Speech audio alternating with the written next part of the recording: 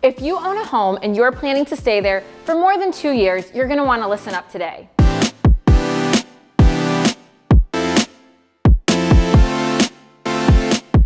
Okay, today we're not gonna talk about buying, we're not gonna talk about selling, we are gonna talk about refinancing.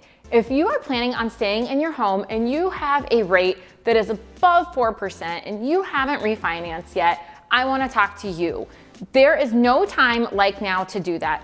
Interest rates, both for purchases and for refinances, are still at historically low levels, but as the economy continues to improve, we are going to see those increase over the next year. So I recently heard of a family that has a rate in the high 4s and they're planning on staying in their home. And so for me, the obvious thing to do at this point is to go ahead and refinance.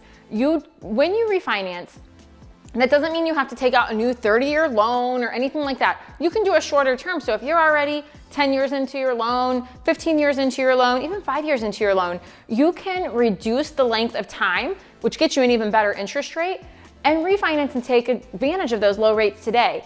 Most often that will also lower your payment.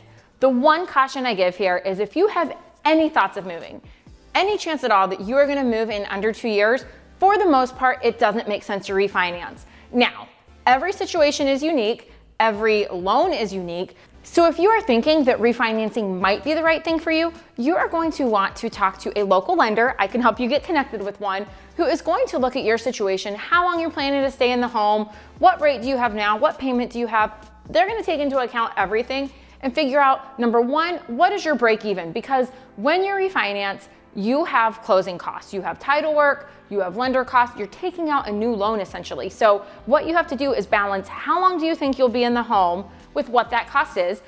Oftentimes, again, it's around 2 years to break even. It can be 2.5, it can be less, it can be more. So talking to a local lender is the number one way to figure out for you and your situation what that break even is. Now, if you are on the fence about moving, that's a whole different story. We should talk, we should chat and figure out your options. But if you haven't refinanced and you're at a 4 or above, you're gonna wanna do it now.